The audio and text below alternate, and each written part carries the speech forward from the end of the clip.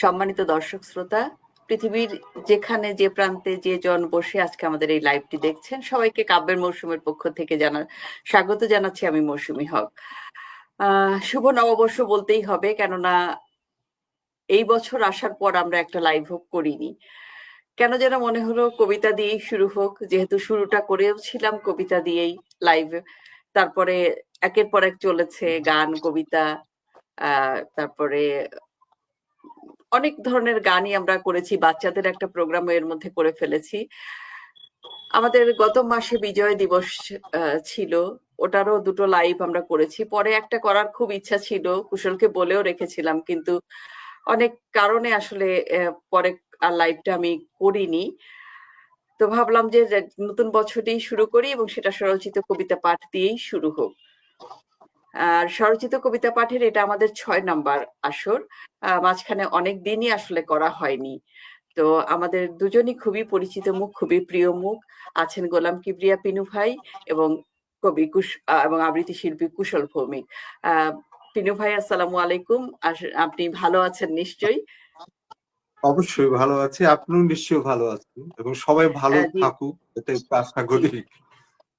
জি, সবাই ভালো থাকুক। আর কুশল, আশা করি আপনিও ভালো আছেন, যদিও অনেক ঠান্ডা। আমরা সবাই আসলে একটু কাহিল ঠান্ডাতে। ঢাকাতেও এরকম ঠান্ডা আসলে অনেক দিন পড়েনি।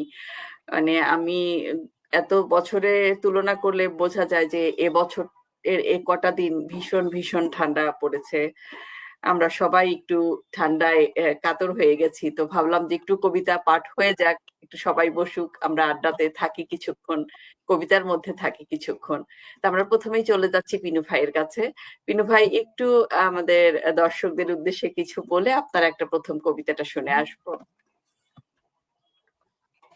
সকলকে শ্রদ্ধা এবং শুভেচ্ছা জানিয়ে এই শীতার্ত সময় উষ্ণ ভালোবাসার শুভেচ্ছা জানাই। বিশেষত কাব্যের মৌসুমের পরিচালক, আবৃত্তি শিল্পী, সঞ্চালক মৌসুমী হককে, এবং সেই সঙ্গে আজকের অনুষ্ঠানে অতিথি হিসাবে আছেন কবি কুশল ভৌমিক, এবং যারা সংশ্লিষ্ট কাব্যের মৌসুমের সঙ্গে তাদেরকেও কৃতজ্ঞতা জানিয়ে একটি কবিতা পড়ি এই শীতার্ত সময় উষ্ণ শুভেচ্ছা জানিয়ে।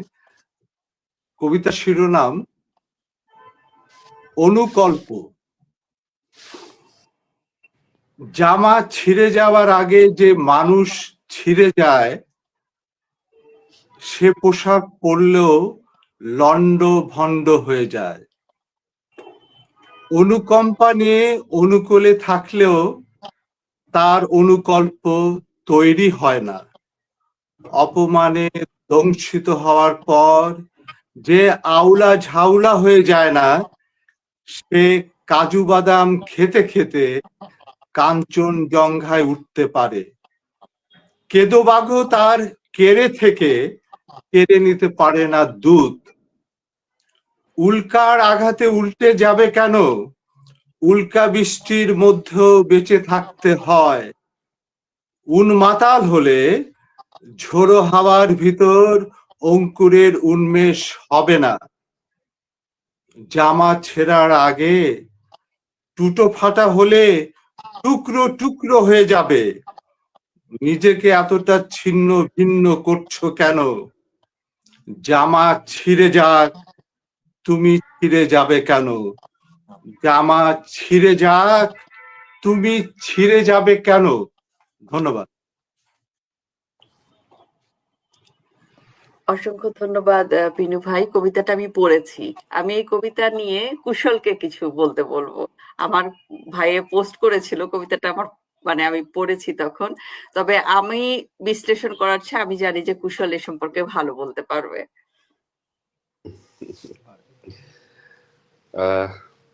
ধন্যবাদ মৌসুমী আপুকে। একেবারেই নিজেদের বাড়িতে বসে ড্রয়িং রুমে নিজেদের কিছু মানুষদের সঙ্গে কবিতা নিয়ে আড্ডা, কিংবা কফি শপে গিয়ে একদম শুনশান একটা কর্নারে বসে কবিতা নিয়ে আড্ডার মতো এই প্রোগ্রামটা একদম নিজেদের প্রোগ্রাম। পিনু ভাইয়ের কবিতার অন্যতম প্রধান যে বৈশিষ্ট্য, যখন থেকে তার কবিতা পড়ি তখন থেকে দেখি, সেটা হচ্ছে রাজনৈতিক এবং সমাজ সচেতনতা। এই বোধ তার কবিতার মধ্যে সবসময় থাকে। সেই সুন্দরবনকে একা থাকতে দাও, কিংবা আজ যেমন শুনলাম যে জামা ছিঁড়ে যাক, তুমি ছিঁড়বে কেন। এরকম একটা কথা আমাকে পার্থ লাল কাঞ্জিলাল, ওনার একটা বক্তৃতা আমি শুনেছিলাম। উনি সেখানে বলেছিলেন যে আসলে একজন মানুষ কতবার পড়ে গেল তার চাইতেও জরুরি হচ্ছে সে হোঁচট খাওয়ার পর ঠিক কতবার উঠে দাঁড়ালো। সুতরাং এই অদম্য স্পৃহা পিনু ভাইয়ের কবিতায় আছে। কবিতার শুধুমাত্র যেটা আমি মনে করি যে স্লোগান মুখর বলবো না, কিন্তু উচ্চকিত স্বর থাকে পিনু ভাইয়ের কবিতায়। এর কিন্তু অবশ্যই অন্তর্ভেদী কবিতা। এই কবিতাটি তার ব্যতিক্রম নয়। ভালো লাগলো। ধন্যবাদ আপু। অসংখ্য ধন্যবাদ কুশল। আমি মানে ভাইয়া যেটা লিখেছে এখন বিশ্লেষণ করার পর মানে কুশলের ভাবটা যে প্রকাশ করলো এতে আমার বোধগম্যটা আরো বেশি হলো। খুব ভালো লেগেছে ভাই। চমৎকার একটা কবিতা। আমরা কিছু দর্শকের মানে মন্তব্য নিয়ে আসি। আছেন আমাদের সাথে কিছু দর্শক, মানে দর্শক না না থাকলে তো আসলে আড্ডাটাও জমে না। দর্শকরাই তো আমাদের অনুষ্ঠানের প্রাণ। ওনারা আছেন বলেই আমরা আছি। আছেন সঙ্গীত শিল্পী সানজিদা রহমান সূচি, লিখেছেন শীতের কনকনে শুভেচ্ছা রইল। অসংখ্য ধন্যবাদ সানজিদা আমাদের সাথে যুক্ত হবার জন্য। মধুমিতা দাশগুপ্ত আছেন আমাদের সাথে, লিখেছেন কনগ্রাচুলেশন। অসংখ্য ধন্যবাদ দিদি আমাদের সাথে যুক্ত হবার জন্য। আছেন প্রিয়া, লিখেছেন সবাইকে সুন্দর লাগছে, শ্রদ্ধেয় কুশল ভৌমিক গুরুজি আমার। প্রিয়া আবার লিখেছেন বাহ। সানজিদা রহমান সূচি লিখেছেন ভালো লেগেছে পিনু ভাই। অসংখ্য ধন্যবাদ। যারা আছেন আমাদের সাথেই থাকুন। আমরা আরো কিছুক্ষণ মানে চমৎকার কিছু সময় আমি মনে করি যে আমি অন্তত কাটাবো আজকে এই দুইজন মানুষের সাথে। আমরা চলে যাচ্ছি কুশলের কাছে, কুশলের কবিতায়। পিনু ভাইয়ের কবিতা দ্বারা অনুপ্রাণিত হয়েই বলা যায় আমি যে প্রথম কবিতাটি বাছাই করলাম সেটাও এরকম, যে হাল না ছাড়ার অদম্য স্পৃহা। আসলে একটা বিরুদ্ধ সময়ে মুখোমুখি হই আমরা, এবং প্রায়শই হই। এই বিরুদ্ধ সময়ে আমাদের কখনো কখনো নিজেদের মধ্যে একটা গুটিয়ে যাওয়ার প্রবণতা কাজ করে। সেটা সব জায়গায় দেখি আমরা। সেটা সামাজিক রাজনীতিকরণ, সাহিত্যেও রাজনীতিকরণ হয়, অনেক সময় নগ্ন রাজনীতিকরণও হয়। আর এইসব নিয়েই আমার লেখা কবিতার শিরোনাম প্রত্যয়। সূর্যটাকে দখল করেছে মাল্টি কালার সময়, অন্ধকারের আচ্ছাদনে মরে গেছে রোদের প্রতিভা।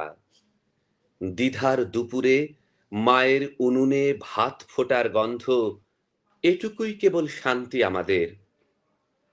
কবিতার বীজ পকেটে নিয়ে ঘুরে বেড়াচ্ছে মাফিয়া, যেখানে পুঁতবে সেখানেই জন্ম নেবে কবিতা বৃক্ষ। মাফিয়া এবং কবিতা দুয়ে মিলে অদ্ভুত স্থাপত্য কলা। অ্যারিস্টটল, প্লেটো বলে দিন পোয়েট্রি এবং পলিটিক্স সমার্থক শব্দ কিনা। হোঁচট খেলে মানুষ সতর্ক হয়, সৎ এবং সতর্কতা বিপরীত শব্দ জেনে উপভোগ করি উঠে দাঁড়াবার আনন্দ। হোঁচট খেয়েও যে হাসতে জানে, পরাজয় তার সিলেবাসে থাকে না বেশি দিন। ধন্যবাদ। অসংখ্য ধন্যবাদ কুশল। চমৎকার একটা কবিতা। এবার আমি পিনু ভাইয়ের কাছে যাব কুশলের কবিতা সম্পর্কে পিনু ভাইয়ের কাছে জানবো।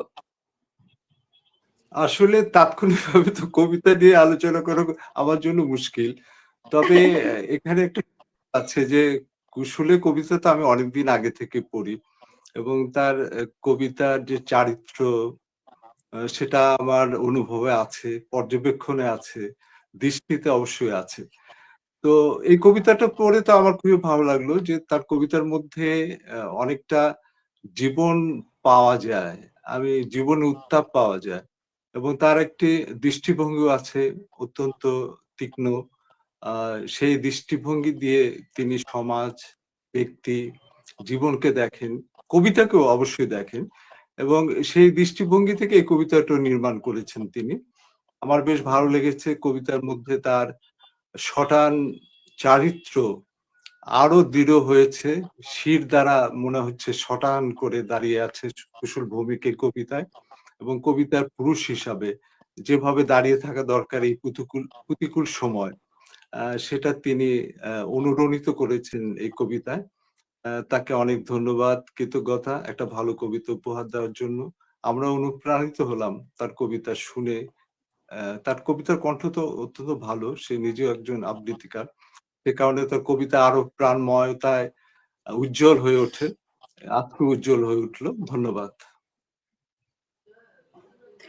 অসংখ্য ধন্যবাদ পিনু ভাই। হ্যাঁ, হ্যাঁ, কুশলের কবিতা আমি মানে ও যখনই পোস্ট করে ওটা পড়ি, যেটা একদম মনে দাগ কাটে এবং মনে হয় যে না আমার কণ্ঠে যাবে, আমি মাঝে মাঝে ওটা পোস্ট করি। তো এখন আমি হচ্ছে এখানে যদিও লেখা আছে যে স্বরচিত কবিতা পাঠ, আমি তো লিখতে পারি না, তো হচ্ছে ধার করা জিনিস আর কি আমি পড়ি। তো পিনু ভাইয়ের একটা কবিতা আমি পাঠ করার চেষ্টা করছি।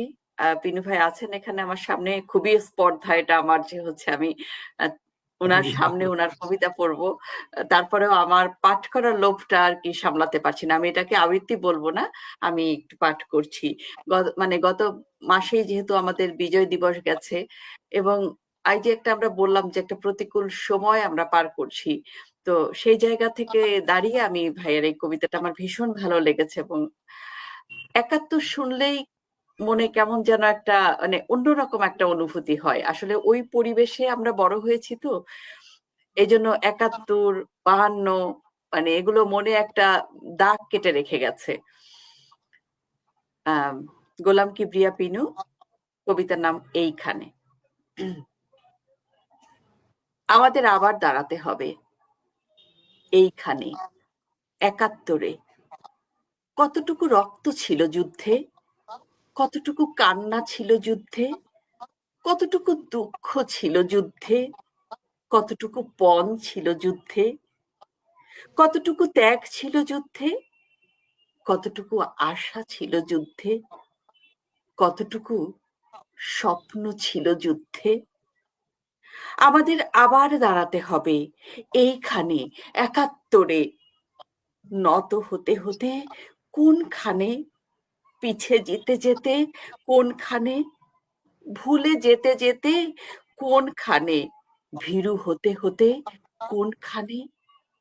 আমাদের আবার দাঁড়াতে হবে এইখানে ৭১-এ। অঙ্গীকারে জঙ্গি হতে হবে, সাহসে সাহসী হতে হবে। আমাদের আবার দাঁড়াতে হবে এইখানে ৭১-এ। ৭১-এ বেঁচে থাকবে জীবন, ৭১-এ বেঁচে থাকবে শিশুরা, ৭১-এ বেঁচে থাকবে কল্যাণ, ৭১-এ বেঁচে থাকবে স্বপ্নেরা, ৭১-এ বেঁচে থাকবে অতীত, ৭১-এ বেঁচে থাকবে আগামী। আবার আমাদের দাঁড়াতে হবে এইখানে ৭১-এ। ধন্যবাদ। চমৎকার। আসলে আবৃত্তি তো বলবো না, পাঠ, এবং আমার এত এত বেশি মনে দাগ কেটেছে, এটা ভীষণ ভালো লেগেছে। ভাইয়া অসংখ্য ধন্যবাদ। আমি কিছু আপনাকেও মন্তব্য নিয়ে আসি। ধন্যবাদ, কৃতজ্ঞতা এই কারণেই যে কবিতাটা আপনার কণ্ঠে আরো প্রাণ পেল, আরো জীবন্ত হলো। এবং কবিরা স্বাভাবিকভাবে যখন ভালো কণ্ঠে কবিতা আবৃত্তি হয় নিজেদের, তখন অনেকটা আনন্দ অনুভব করে। সে আনন্দ এখন আমি অনুভব করলাম। ধন্যবাদ। আমাদের সাথে প্রিয়া আছেন, লিখেছেন চমৎকার। ফেরদৌস সরকার লিখেছেন পিনু ভাইয়ের সুন্দর কবিতা, আবৃত্তি অসম্ভব। অসংখ্য ধন্যবাদ। যে সকল দর্শক আছেন আমাদের সাথে থাকুন। আমরা চলে যাচ্ছি পিনু ভাইয়ের কাছে আবার। আবার একটা পুরনো কবিতা পড়ি আবার। কবিতার শিরোনাম পোশাক। পশুদের গায়ে পোশাক থাকে না, নিজেরাও পোশাক পরে না। চিড়িয়াখানার পশুদের গায়ে পোশাক চাপানো থাকে, কেননা সেখানে মানুষের আনাগোনা, মানুষের নিয়ন্ত্রণ, মানুষের স্পর্শ, যেখানে মানুষ সেখানে পোশাক, পশুরা পোশাক পরলে বিভ্রান্ত হতো, একে অপরকে চিনতে পারত না, নিজেদের ডাক ও আওয়াজ বুঝতে পারত না, পশুদের কণ্ঠধ্বনি পশুরা নকল করে না। মানুষের কত রকমের পোশাক, পোশাকের কত রকমের রং, মানুষকে চেনা দায়, পোশাকে কি চেনা যায়? পশুরা পোশাক না পরলেও উলঙ্গ মনে হয় না, মানুষ পোশাক পরলেও উলঙ্গ মনে হয়, মানুষ পোশাক পরলেও উলঙ্গ মনে হয়। ধন্যবাদ। চমৎকার বিনু ভাই। কুশল যেটা বললো, প্রত্যেকটা কবিতা আসলেই বিনু ভাইয়ের একদম অন্যরকম। আমার খুবই ভালো লাগে। আমি কিছু মন্তব্যে যাই। প্রিয়া লিখেছে, গুরুজি আপনার লেখা মৃত্যুহন্তারক কবিতাটা শুনতে চাই, মনে হয় কুশলকে লিখেছে। ফেরদৌস সরকার লিখেছেন, কুশলের কবিতা আবৃত্তি চমৎকার। ইলোরা ফেরদৌস আমাদের সাথে যুক্ত হয়েছে, লিখেছে সবার জন্য শুভকামনা, অসংখ্য ধন্যবাদ ইলোরা। প্রিয়া লিখেছে, সবার কবিতা এবং আবৃত্তি অনেক ভালো লাগছে, অসংখ্য ধন্যবাদ। আমরা চলে যাচ্ছি কুশলের কাছে। ধন্যবাদ আপু। পিনু ভাইয়ের পরপর দুটো কবিতা আমরা শুনলাম। এবার আমিও আসলে একই রিদমে যাচ্ছি, পিনু ভাইকে অনুসরণ করছি। আমি এবার যে কবিতাটি পড়ছি এটাও ভূ রাজনীতি, সামাজিক অস্থিরতা নিয়ে লেখা কবিতা। কবিতার শিরোনাম আইডেন্টিটি কার্ড। এই মাটিতে প্রথিত আমার হৃদয়, আমি ভূমিপুত্র এই পৃথিবীর। আমার গলায় ঝুলছে আইডেন্টিটি কার্ড, ভিসা অফিস সেটে দিচ্ছে রাষ্ট্র পরিচয়। ধর্মযাজক পুরোহিত নির্ধারণ করছে গন্তব্য, আমি সংকুচিত হচ্ছি, ক্রমশ গুটিয়ে যাচ্ছি নিজের ভেতর। আমার কণ্ঠ বাজেয়াপ্ত, মুখস্থ অভিব্যক্তি ছাড়া নিজস্ব কোনো কথা নেই, নিজস্ব কোনো ক্রোধ নেই, নিজস্ব কোনো বেঁচে থাকাও নেই।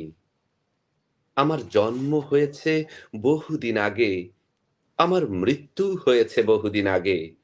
আমি পেরেক ঠুকেছি আমার কফিনে, নিজের কাঁধে তুলেছি নিজের লাশ, নিজের সমাধির সামনে গোলাপ হাতে দাঁড়িয়ে থেকেছি এক নজর নিজেকে দেখার প্রতীক্ষায়। আমার শরীরে আটকে থাকা লবণ কোন এক কবি ভালোবেসে সমুদ্র ডেকেছে। আমার পাজরে আটকে থাকা অন্ধকার গল্পকারের কলমে হয়েছে জীবন। অথচ আমার ব্যক্তিগত কবর, যার উপর রক্তবর্ণের গোলাপ বিদ্রুপের হাসি দিয়ে দিন রাত হয়ে গেছে প্রিয়তম স্বদেশ, মুখ থুবড়ে পড়ে থাকা আমার মাতৃভূমি। এইখানে প্রথিত আমার হৃদয়, অথচ খুব সহজেই অখণ্ড আকাশ, অতল সমুদ্র, আদিগন্ধ শস্যের মাঠ হতে পারত আমার বসত ভিটা। এই পৃথিবী হতে পারত আমার মাতৃভূমি।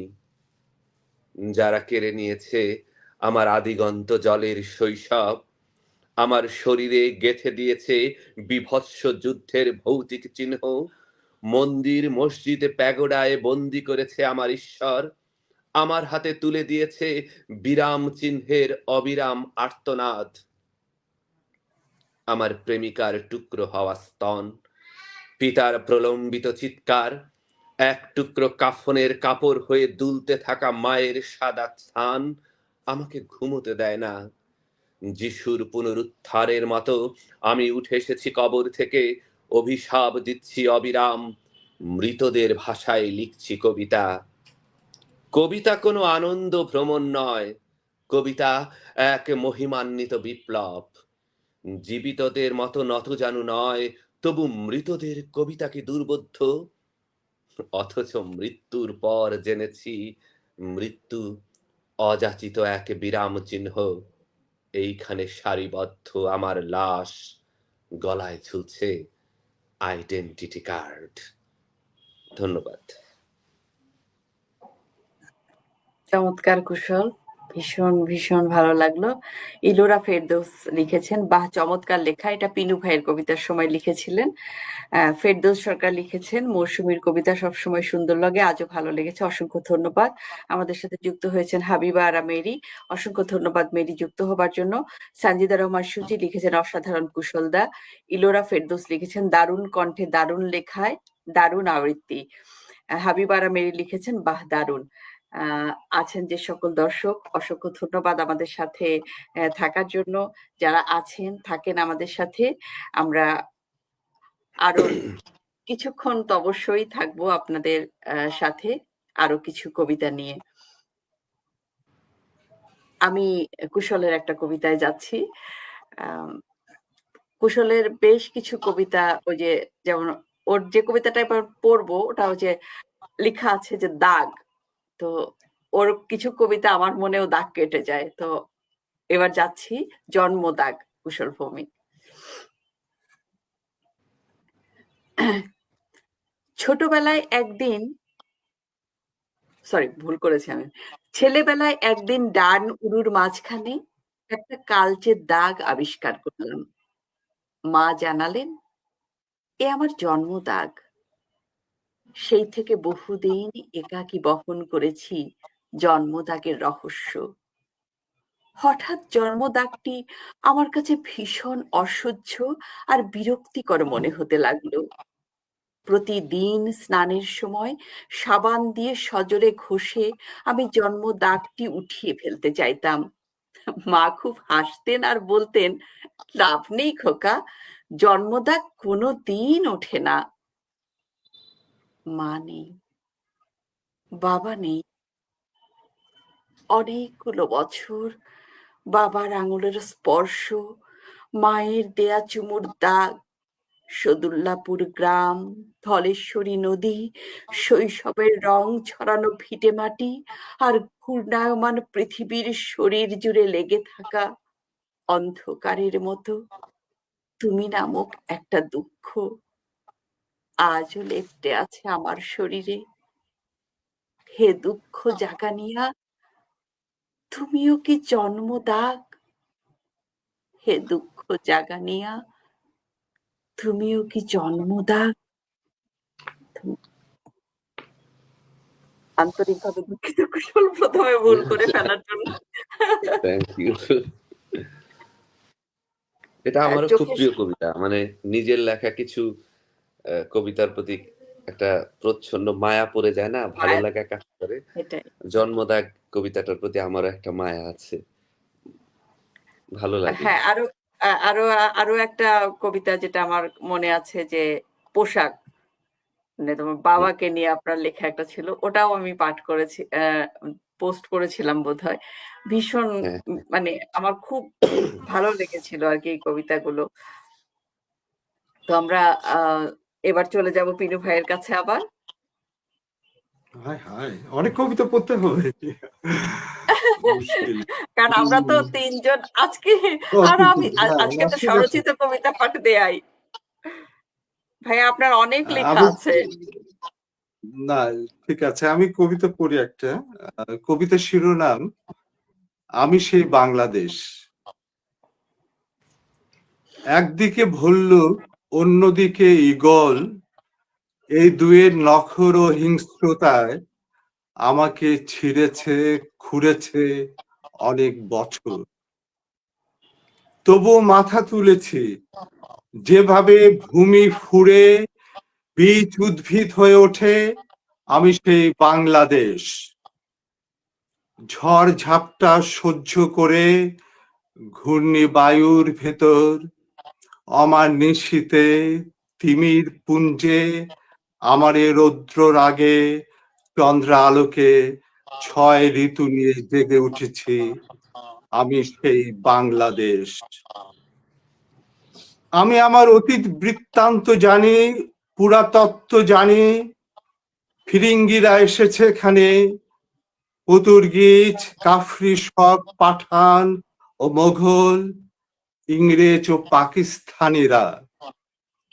ঘোড়ার খুরের দাগ লেগে আছে তিলক মাটিতে, কামানের গোলা পড়েছে বসত বাড়িতে, বিমান থেকে বম পড়েছে শহরে বন্দরে, রুধিরপাতে ভিজেছি, হয়েছে তপ্ত লোহিত, আমি সেই বাংলাদেশ। অন্তিম দশার মধ্যে মৃত্যু যন্ত্রণা নিয়ে বেঁচেছি, সমাধি তৈরি করেছে আমার জন্য, তবে সেই সমাধিতে নামাতে পারেনি। আতুর ঘর থেকে আত্মস্বাতন্ত্র্য নিয়ে যুগ যুগ ধরে সংগ্রামের ধারাবাহিকতায় ঐক্যসূত্র নিয়ে, ঐক্যতান নিয়ে, ভাষার ভিতর, পুঁথির ভিতর, গানের ভিতর, ছন্দের ভিতর পরস্পরের ঐক্য ও নৈকট্য নিয়ে মুক্তিযুদ্ধ আমারই উৎসভূমি হয়ে উঠেছে।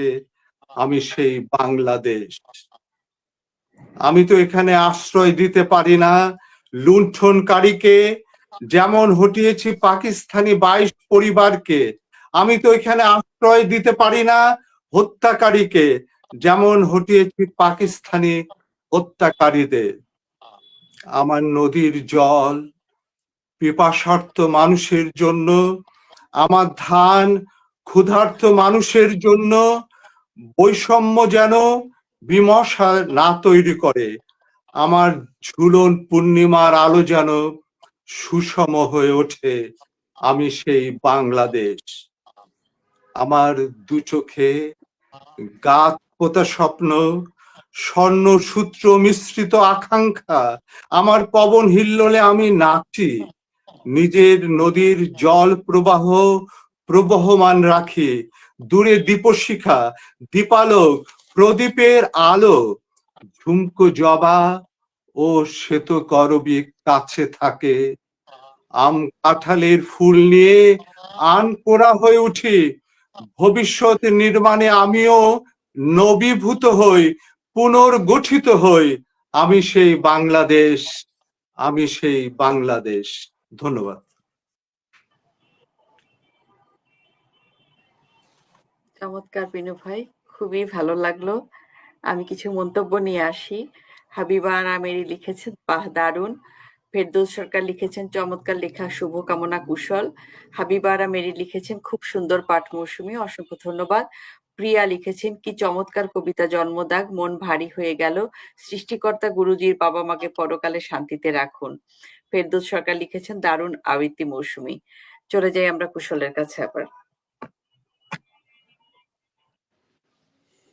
ধন্যবাদ। এখন একটু অন্য টাইপের কবিতা পড়ি। আমাদের একদম টাঙ্গাইলের আঞ্চলিক ভাষায় লেখা একটা কবিতা। আমাদের টাঙ্গাইলের ভাষার মধ্যে একটা অন্যরকম টান আছে। একদম কবিতার নাম একলা বাহানা।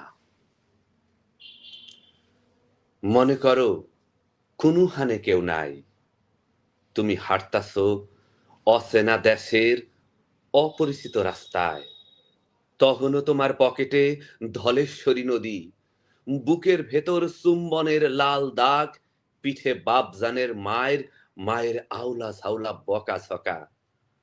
মন খারাপের বৃষ্টি মোসরানো বিহালে তুমি বইয়া থাকো যমুনায়, তোমারে রবীন্দ্রনাথ সারে। উষ্টা খাওয়া ঢেল গুয়া তোমারে ডাকে না, ফুইটা থাকা কাশফুল তোমারে জিগায় না, কেমন আছো মিয়া? মানুষের ভিতর সাইটা থাকলে যেমন তোমার একলা হনের ছটফটানি, তেমন দূরে গেলে চেনা মানুষের গন্ধ তোমারে ছাড়ে না। স্মৃতিগুলা কিলবিল কইরা দংশন করে। একলা হন অত সোজা না, বহুর ভিতর মানুষ একলা হইয়া যায়, একলা হইলেই মানুষ বহু হইয়া যায়। বহুর ভেতর মানুষে একলা হনের বাহানা, একলা হইলেই মানুষ বহু হইয়া যায়। ধন্যবাদ।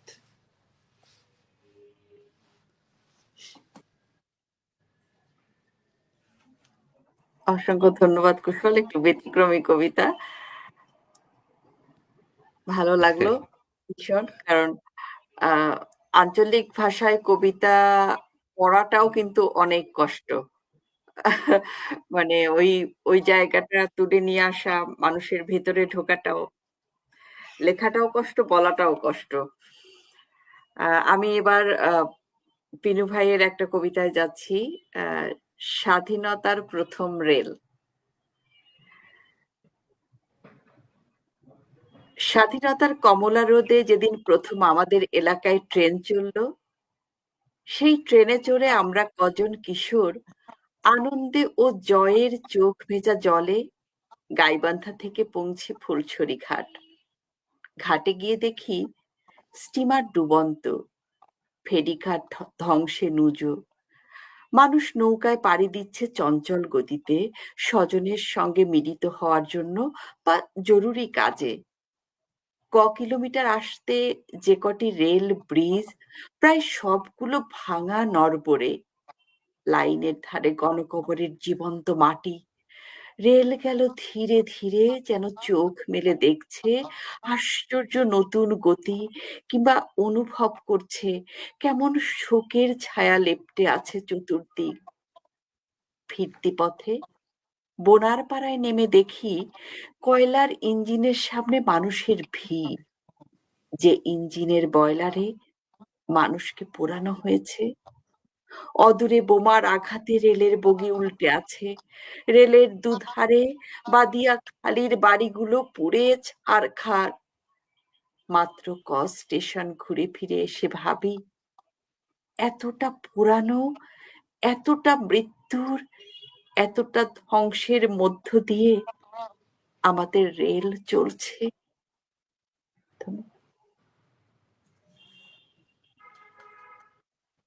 ভাইয়া অতটা ফোটাতে পারিনি মনে হয়। আপনি মুক্তিযুদ্ধের কবিতা পড়ছেন, আমার আরো ভালো লাগছে। আর এই কবিতাটা আমার তো নিজস্ব অভিজ্ঞতায় নির্মিত। আমি নিজে চোখে এটার দেখেছি যে জন্যই, হ্যাঁ। সে কিশোর বয়সে। হ্যাঁ, খুব ভালো লাগলো। ধন্যবাদ। না, এটা পড়ার পর আমার মনে হয়েছে যে এটা আপনার নিজের ইয়ে থেকে লেখা, এজন্য আরো বেশি ভালো লেগেছে। কারণ বাবা মুক্তিযোদ্ধা হওয়ার কারণে আমার আসলে এই জিনিসগুলো আরো বেশি করে জানা তো। মানে যখন পড়ি তখন মনে হয় যে না, সবার জীবনে তো ওই একই সময়, ওই সময় যারা একই সময়ের মধ্য দিয়েই তো গিয়েছে। আসলে আমরা তো মুক্তিযুদ্ধ পরবর্তী জন্ম, আমরা তো শুনে শুনে আর কি যেটুকু জেনেছি। কিন্তু এখন মনে হয় যে আমি এইগুলো পড়ার চেষ্টা করি এই কারণে যে আমার মনে হয় যে পরবর্তী প্রজন্মের কাছে আমাদেরকেই তো পৌঁছে দিতে হবে।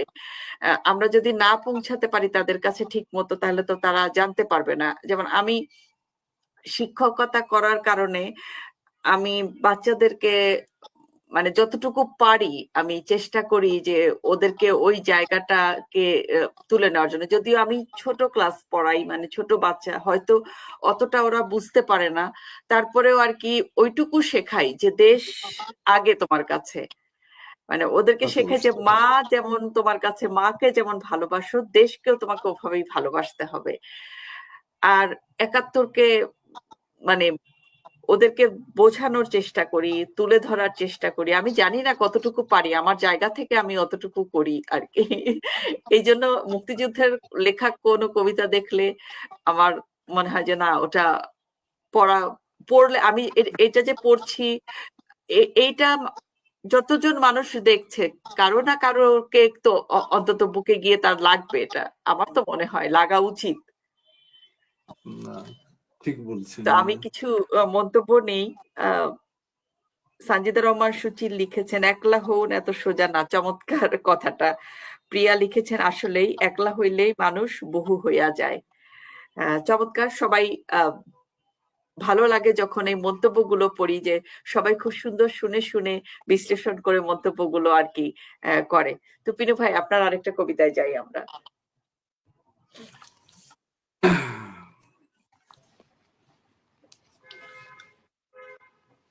কবিতার শিরোনাম উপকথা। যাদেরই মাছি তাড়ানোর কথা, তারা নিজেরাই মাছি হয়ে যায়, যদিও তাদের হাতে মাঝে মাঝে হাত পাখা শোভা পায়। মাছিরা অগ্নি পরীক্ষায় অগ্নিবর্ণ হতে পারে না, অশ্রুলোচনের ভিতরেও মাছিরা অশ্লীল নাচে। ছড়িয়ে ছিটিয়ে থাকা খাবার দেখলে মাছিদের বোবো শব্দ বাড়ে, ভাঙ্গা কাঁঠালের গন্ধে মাছিরা উন্মাদ হয়ে যায়। পিকদানি থেকে মাছিরা উড়ে এসে বসে, রোগ মুক্তি হবে কিভাবে? এইখানে মাছিদের দেহ চর্চা চলে, মাছিরায় তরতাজা ও স্বচ্ছন্দ। মাছিদের এঁটো খেয়ে শিশুরা বাঁচবে? মাছিদের কোনো গুপ্ত রহস্য নেই, লোভে তাদের উপকথা, ঋণ শোধ বলে তাদের কোনো বোধ নেই, তাদের আক্কেল দাঁতও নেই। উপকণ্ঠ থেকে লুপ্ত হতে থাকে দুধে তৈরি খাদ্যের শুদ্ধতা। উপরিতলের যে উপসর্গ নিয়ে আছি সেখানে আত্মপ্রকৃতি নেই, আছে শুধু মাছি। যাদের মাছি তাড়ানোর কথা তারা নিজেরাই মাছি হয়ে যায়। ধন্যবাদ। অসংখ্য ধন্যবাদ ভাই। আমরা পিনু ভাইয়ের কণ্ঠে আরেকটা চমৎকার কবিতা শুনলাম। ফেরদৌস সরকার লিখেছেন মন ছুঁয়ে গেল পিনু ভাই, সুন্দর। সানজিদা রহমান সূচি লিখেছেন অনন্য পাঠ আপা। আমরা কুশলের কাছে আবার যাচ্ছি, কুশলের কোন কবিতা যায় দেখি। পিনু ভাই আজকে বেছে বেছে সব দেশের কবিতাগুলো, সমাজের চিত্রগুলো কবিতায় তুলে ধরছেন, কিছুটা ইঙ্গিতময়তা দিয়ে, কিছুটা বিপ্লবের গন্ধ মিশিয়ে। আমি এবার যে কবিতাটি পড়বো এটাও এই সময়কে নিয়েই রাখা, স্বপ্ন মৃত্যুহীন। প্রকাশ্য দিবালোকে খুন হয়ে যাচ্ছে আমাদের স্বপ্ন, অথচ সংবাদপত্রের 1 ইঞ্চি কলামেও সেই খুনের কোনো বর্ণনা নেই। টিভি পর্দায় দিনরাত উড়ে যাচ্ছে শান্তির শ্বেত পায়রা। মধ্যরাতে এক ঝাঁক বুদ্ধি বেশ্যা আমাদের শোনাচ্ছে গ্রিক মিথোলজির গল্প, ট্রয়ের দেয়াল ভাঙার ইতিহাস। অ্যাগামেমননের মৃত্যু শোকে ইলেকট্রার কান্না চাপা পড়ে যাচ্ছে ছদ্মবেশী খুনিদের প্রকাশ্য মাতমে। কোথাও শেকড় পায় না পলাতক, এ কথা জেনেও সুবোধ ঘর ছাড়ে, কেননা বিপ্লবের গল্প বদলে গেছে আপোষনামার পাণ্ডুলিপিতে। আজীবন মার্কস বেঁচে খাওয়া ফেরিওয়ালা প্রকাশ্য রাজপথে বিক্রি করছে ঈশ্বর। মহাপ্লাবনের স্রোতে ভেসে আসা মানুষগুলো জানে নুহের নৌকায় তাদের ভ্রমণ সঙ্গী হবে নেকড়ে আর কিছু কাল কেউটে। 100 বছরের পঞ্জিকা আর ভূগোল মুখ ভার করে বসে আছে পথ হারাবার আশঙ্কায়। কি নাম দেব এই কণ্টকাকীর্ণ সময়ে, যখন দেখি বিনা প্রতিরোধে আমাদের স্বপ্নগুলো লুট হয়ে যায়, আমাদের লাল লাল রক্তে সাম্রাজ্যবাদী জমিতে সেচ হয়, রাত হয় ফসলের মহোৎসবে। আলোর চাইতে অন্ধকার, সৃষ্টির চাইতে ধ্বংস তোমাদের প্রকাশিত গ্রন্থে অধিক মহিমান্বিত। তখন টের পাই মহামতি যিশু একাই নন ক্রুশবিদ্ধ, বরং অজস্র পেরেকে ঠুকে আছে আমাদের হাতে পায়ে, এমনকি মগজের গোপন কুঠুরিতে।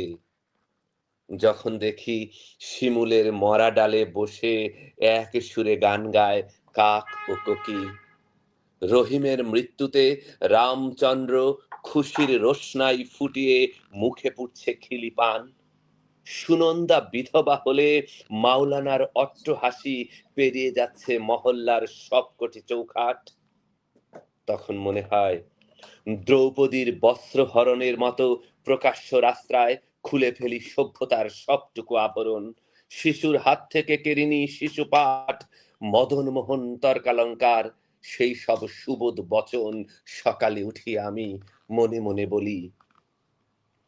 ঘুম কাতুরে ঈশ্বরের ঘুম ভাঙাবার প্রাণান্তকর চেষ্টায় যখন কড়া নারী সদর দরজায় কখন বাজবে ভোরের ডোরবেল, তখন মনে হয় শোষক বেছে নেয় স্বপ্নহীন মৃত্যু, অথচ ওরা জানে না মানুষের স্বপ্ন মৃত্যুহীন, মৃত্যুহীন মানুষের স্বপ্ন।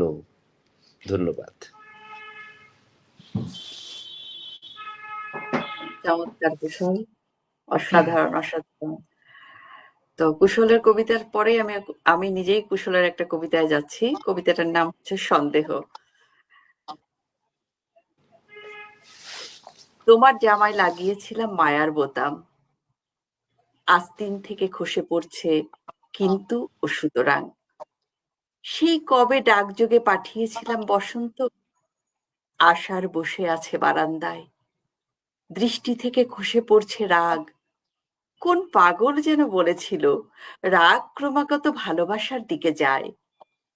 আমি চাইছি টেলিপ্যাথি, কেউ জানার আগেই তুমি টের পাও, প্লাবনের পরিকল্পনা বুঝে নাও।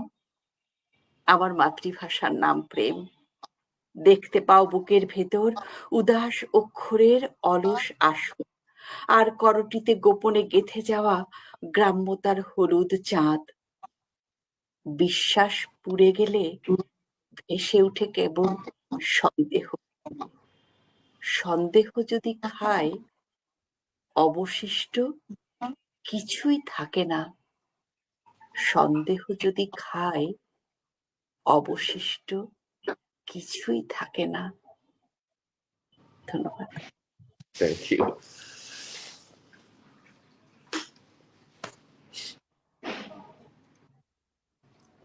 আমি একটু দর্শক কিছু মন্তব্য সানজিদা রহমান সূচি লিখেছিল, অনন্যা পাটাপা, প্রিয়া লিখেছেন গোলাম কিবরিয়া পিনু কবিতার এই কথাটা আমার অনেক ভালো লেগেছে। পশু পোশাক না পরলেও তাদের উলঙ্গ মনে হয় না, কিন্তু মানুষ পোশাক পরলেও মানুষকে উলঙ্গ মনে হয়। হ্যাঁ, একটা জিনিস আমরা বিশেষ করে আমি জানি মোটামুটি মানে সবাই এই কাজটা করে। আমরা আরো আগে যেটা করতাম মানে আমাদের সময়কার, যে কোনো কবিতা কিংবা কোনো গান কিংবা কোনো বই থেকে যদি কোনো একটা লাইন পছন্দ হতো সেটা ডায়েরির মধ্যে লিখে রাখতাম। আসলে সময় বদলেছে, তো এখন তো সবকিছু চাইলেই একটা গুগল করলেই আমরা পেয়ে যাচ্ছি। এই জন্য ওই ওই সময়টায় আমরা যা করতাম সেটা এখন আর আহ, দেখি না, কারোর মধ্যে আমি এই জেনারেশনে দেখি না। তো ওই কথাটা শুনে যে খুব সুন্দর করে লিখেছে, ভীষণ ভালো লাগলো। অসংখ্য ধন্যবাদ প্রিয়া, এত মনোযোগ দিয়ে আমাদের এই লাইভটি দেখছেন জন্য। এটা আমরা আপনার প্রতি একদম কৃতজ্ঞ। প্রিয়া আবৃত্তি আমার শিল্পী ছাত্রী, ও অনার্সে পড়ে, থার্ড ইয়ারে পড়ে, ফোর্থ ইয়ারে পড়ে, এখন অনার্স ফোর্থ ইয়ারে পড়ে, আমাদের কুমুদিনী কলেজেরই ছাত্রী। আচ্ছা, আমাদের সাথে আবৃত্তি শিল্পী শুভ্রা দাস দিদি যুক্ত হয়েছেন। দিদি অসংখ্য ধন্যবাদ যুক্ত হবার জন্য। ফেরদৌস সরকার লিখেছেন, কুশল অসাধারণ কবিতা, অনেক পছন্দ হয়েছে আমার। প্রিয়া আবার লিখেছে, মৌসুমী হকের আবৃত্তিও সুন্দর লাগছে, সুন্দর কণ্ঠ আপনার, অসংখ্য ধন্যবাদ। আমরা আমরা কি আরো দুটো করে কবিতা নিয়ে তারপরে শেষ করে দিই?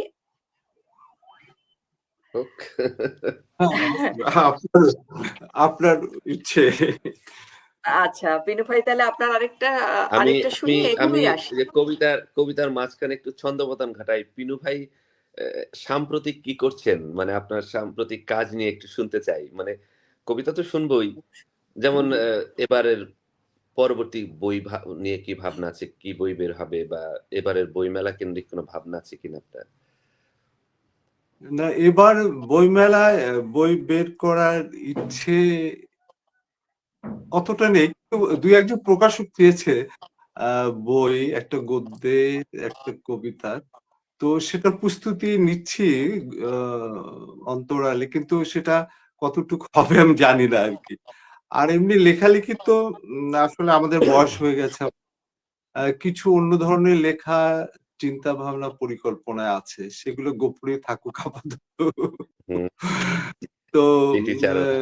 আসলে তো লেখালেখির জন্য তো আমরা আমাদের জীবনকে অনেকটা বাজিয়ে রেখেছি, অনেক সিঁড়িতে পা রাখিনি এই জন্যই, লিখবো বলেই। যতটুকু লিখেছি জীবনে, এটা অনেক আত্মত্যাগের মধ্য দিয়ে আমাদের মনে হয় যে আমরা এগিয়েছি আর কি। অনেক লোভ, অনেক কিছু পকেটে ভরা যেত, কিন্তু সেগুলো পকেট থেকে দূরে ঠেলে দিয়ে আমরা তো লেখার পথে আছি। এটাই একটা বড় ব্যাপার আমার কাছে মনে হয় ব্যক্তিগতভাবে। এই যে আত্মত্যাগ আমাদের, আমরা যারা লেখালেখি করি, অনেক লোভ, অনেক কিছু দূরে ঠেলে দেই, অনেক কিছু সম্পাদনা করে ফেলে দেই। এটা একটা বড় বিষয় বলে আমি মনে করি প্রত্যেক লেখকের জীবন, যারা সৎ লেখক, আমি তাদের কথা বলছি, যারা ধান্দাবাজ নয় আর কি। ধন্যবাদ। ধন্যবাদ। আমি অবশ্য বিগত একটা বছর ধরে গদ্য নিয়ে কিছু কাজ করছি। আমাদের রণদা প্রসাদ সাহা টাঙ্গাইলের, যাকে ৭১ সালের মে মাসে পাক হানাদার বাহিনী তুলে নিয়ে যায় এবং তাকে মেরে ফেলে, পরবর্তীতে তার লাশটা আবার পাওয়া যায়নি। তার জীবনকে উপজীব্য করে আমি একটু উপন্যাসের কাজ করছি। আর একটা প্রবন্ধ প্রায় শেষ, একটা বই হবে। তো বইটার নাম হলো শামসুর রহমান আল মাহমুদ, তর্ক, বিতর্ক এবং অনিবার্যতা। ভালো। এই দুজনকে নিয়ে একটা প্রবন্ধের বই আসছে আমার। আগাম শুভেচ্ছা থাকলো, শুভকামনা থাকলো, বই দুটো বের হোক। দোয়া করবেন। জি। উপন্যাসটা একটু সময় লাগবে, ওই প্রবন্ধটা বের জি। হয়ে যাবে। হ্যাঁ, এবার আচ্ছা, কবিতা আমরা শুনি কিন্তু ভাইয়ের। হ্যাঁ বিনু ভাইয়ের কবিতা শুনে আসি। প্রিয়া লিখেছে যে আরো কবিতা হোক। কবিতার শিরোনাম, এখন কেন পুড়ে যাচ্ছি, এত সহজে পুড়ে যাচ্ছি, এতটা দহনযোগ্য, এত সহজে পুড়ে যাচ্ছি, এতটা সহজ দাহ্য। আগুন তাপে পুড়ে যাচ্ছি, তুষ আগুনে পুড়ে যাচ্ছি, ছাই আগুনে পুড়ে যাচ্ছি, বন আগুনে পুড়িনি, বজ্রপাতে পুড়িনি, তড়িৎ কোষে পুড়িনি, গ্যাস আগুনে পুড়িনি, কাঠ আগুনে পুড়িনি। এখন কেন পুড়ে যাচ্ছে, এখন কেন পুড়ে যাচ্ছে? আগে ছিলাম আলোক শক্তি, আগে ছিলাম সূর্য শক্তি, আগে ছিলাম বিদ্যুৎ শক্তি। এখন কেন পুড়ে যাচ্ছে, এখন কেন পুড়ে যাচ্ছে? অধঃপতনের শেষ সীমায় ছোবড়া কিবা খড়ের প্রাণ পুড়ে যাচ্ছে। সাহস নেই বুকের মাঝে, তালপাতার রোগা শিপায় পুড়ে যাচ্ছে। নিজের ভর হারিয়ে ফেলে শিমুল তুলো উড়ে বেড়ায়, পুড়ে যাচ্ছে। উদাসীনতা আপন ভোলা, নাইলনের সুতো কাপড় পুড়ে যাচ্ছে। জোড়া তালিতে পথ পায় না, তুলট কিবা ছেঁড়া কাগজ পুড়ে যাচ্ছে। আগে ছিলাম ইউরেনিয়াম, আগে ছিলাম প্লুটোনিয়াম, আগে ছিলাম অনির্বাণ। এখন কেন পুড়ে যাচ্ছে, এখন কেন পুড়ে যাচ্ছে, এখন কেন পুড়ে যাচ্ছে? ধন্যবাদ। অসংখ্য ধন্যবাদ বিনু ভাই, চমৎকার চমৎকার কবিতা। আমাদের সাথে ফারহান রাসেল যুক্ত হয়েছেন, অসংখ্য ধন্যবাদ আমাদের সাথে যুক্ত হবার জন্য।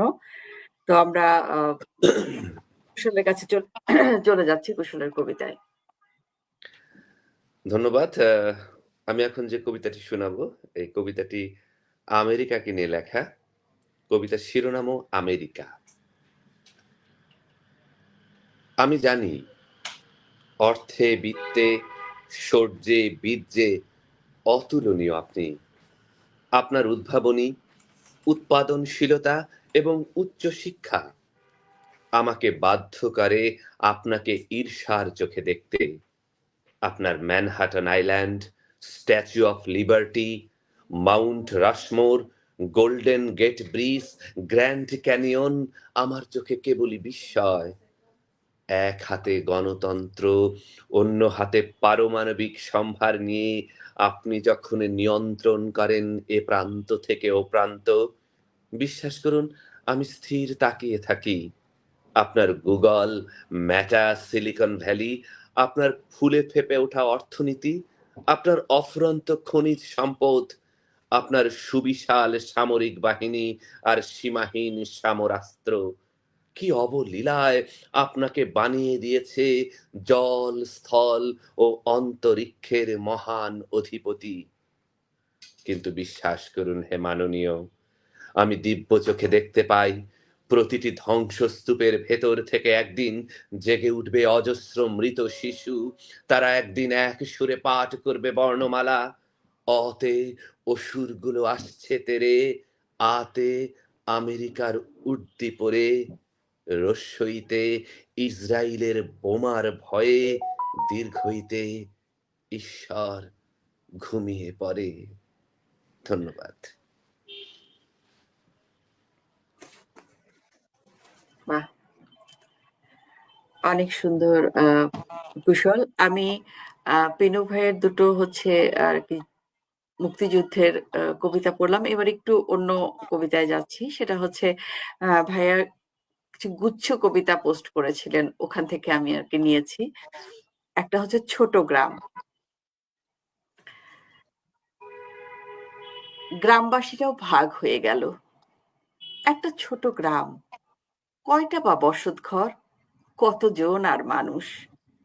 একটা শান্ত নদীর অববাহিকায় থেকেও একসাথে ফসলের জমিতে জল সেচ করতে পারলো না। একটি কৃষি খামারও তৈরি করতে পারলো না। হাসপাতালের কথা বাদই দিলাম। এতটা বিভেদ, এতটা বিরোধ, এতটা হিংসাশ্রিত জীবন নিয়ে একটা কাঁচা সড়কও তৈরি করা গেল না, যে সড়কে পা রেখে শিশুরা অন্তত নদীর জলে সাঁতার শিখবে। আরেকটা হচ্ছে অন্তর্বাস। জীবন অনেক সময় রূঢ় হয়ে ওঠে। আশীর্বাদ কোনো কাজে লাগে না, প্রতিশ্রুতিতেও বিশ্বাস থাকে না, বিজ্ঞাপনগুলো অক্ষরহীন হয়ে পড়ে। লাগে টাকা ও পয়সা।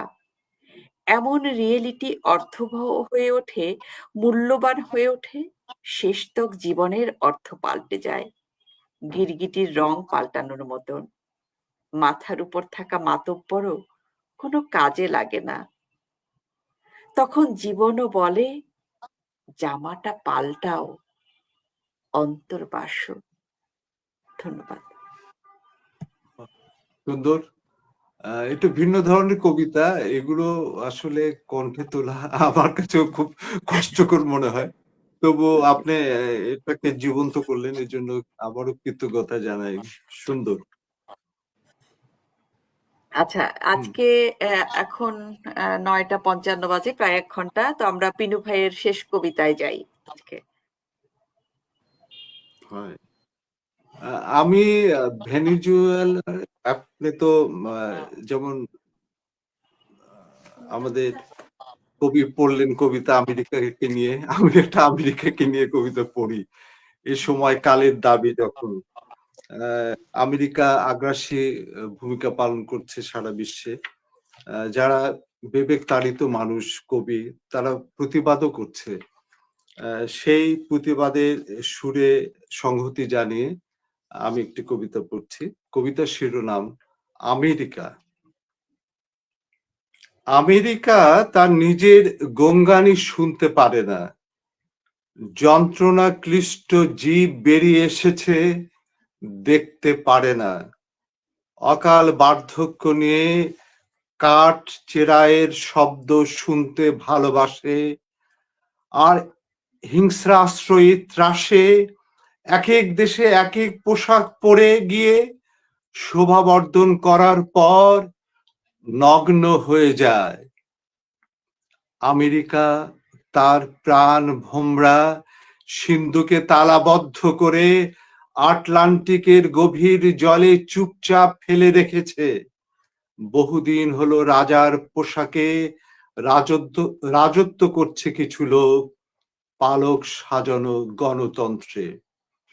তারপর থেকে তার প্রযত্নে যে প্রাণ জেগে আছে সেটা রাক্ষসের প্রাণ। সেই রাক্ষসের পেট থেকে যে বাচ্চারা জন্ম নিচ্ছে তা আরো ভয়াবহ, বিধ্বংসী, ভয়ঙ্কর রূপ নিয়ে, খেয়াল খুশিতে অনুভূতিহীন, শুধুই প্রাণঘাতী। তার হংস বাহিনী হংসধ্বনি নিয়ে মুক্তিদাতা সাজার চেষ্টা করছে, অথচ তার বলিরেখায় কি দেখায়? অগোপনীয় থাকছে বিবেক তাড়িত মানুষের ক্ষোভ। আমেরিকা তার নকল অক্ষি গোচরে রাখতে চাইছে তার নির্মিত কাচের অক্ষয় স্বর্গ। হাত পা গুটিয়ে থাকা মানুষেরা তা যখন ভাঙতে শুরু করবে তখন অকুলে কুল পাওয়া যাবে না। এক ভাগ লোকের স্বাস্থ্য বৃদ্ধি, স্বর্ণ মুদ্রার লোভে সিন্ধুকে তালাবদ্ধ করে রাখা হবে প্রাণ ভোমরাকে আর কতকাল? জ্যামিতির রেখাচিত্র একই থাকে না, অঙ্ক পরিবর্তন হয়ে যায় ইতিহাসে। জ্যামিতির রেখাচিত্র একই থাকে না, অঙ্ক পরিবর্তন হয়ে যায় ইতিহাসে। ধন্যবাদ।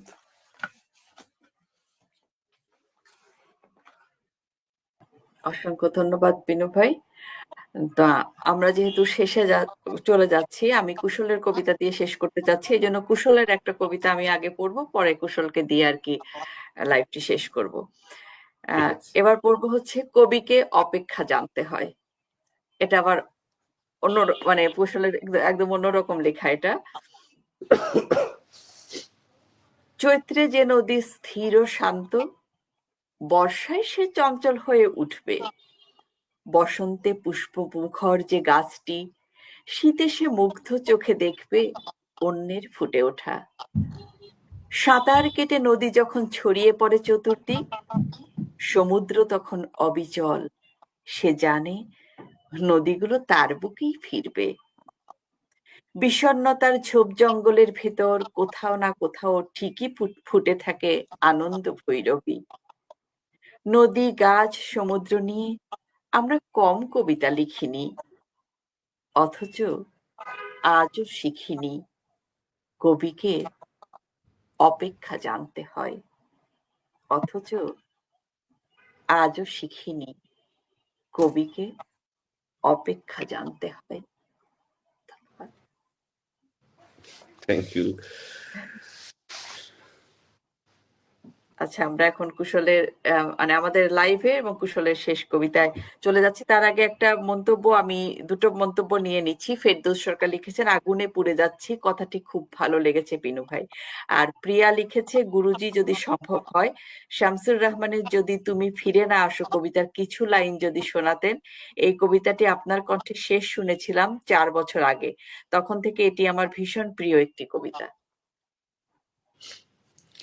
ধন্যবাদ প্রিয়া। ক্লাসে শোনাবো তোদের এই কবিতা, বরাবরই যেমন শোনাই, আগামী ক্লাসে শোনাবো। এখন আমার নিজের লেখা সর্বশেষ কবিতাটি পড়ছি। শামসুর রহমান আমারও খুব প্রিয় একজন মানুষ, প্রিয় কবি। আল মাহমুদ আমার খুব প্রিয়, যদিও রাজনীতিকরণ হয়েছে। এসব নিয়ে আমার লেখা আসছে, সেগুলো পড়লে তোমরা জানতে পারবে। আমার সর্বশেষ যে কবিতাটি আমি পড়ছি সেটা দ্বৈরথ, একটু ভিন্ন ট্র্যাকের কবিতা। এতক্ষণ তো দেশ সমাজ নিয়ে লিখলাম, এখন একটু অন্তর্গত ব্যক্তিগত আলাপ। দুঃখ বুদবুদ না জলোচ্ছ্বাস, এটা না জেনেও আমি আর দুঃখ পাশাপাশি বসি। আড্ডা মারি, গল্প করি, অনায়াস তর্কের খই ফোটাই। অভিমান করি, কুঁচকে যাই, দুঃখ ফুসলে ওঠে। আমি হয়ে উঠি ঘাই হরিণ, দুঃখ রয়্যাল বেঙ্গল টাইগার। তারা খেয়ে ছুটতে থাকি রেল লাইন বরাবর। দুই পাশে সবজির ক্ষেত, হেলেঞ্চার বন, সারি বাঁধা মেহগনি, লোহার বেষ্টনী আমাকে বিদ্রুপ করে। আমি ঘেমে উঠি, ক্লান্ত হয়ে পড়ি। দুঃখ আমাকে ধরে ফেলে, দুঃখ আমাকে চিবিয়ে খায়। আমি এখন দুঃখের পেটে, অথচ আশ্চর্য কি জানেন, দুঃখ আমাকে হজম করতে পারেনি। ধন্যবাদ। অসংখ্য ধন্যবাদ কুশল। প্রিয়া লিখেছে, খুবই ভালো লাগলো এই সাহিত্য আড্ডাটা। অসংখ্য ধন্যবাদ। দর্শকদের ভালো লাগা মানে আমাদেরও ভালো লাগা, যে আমরা তাদেরকে এতক্ষণ যে সময়টা তারা আমাদের জন্য দিয়েছে, সেটা যদি তাদের ভালো লাগে, আমাদের সার্থকতাটা সেখানেই।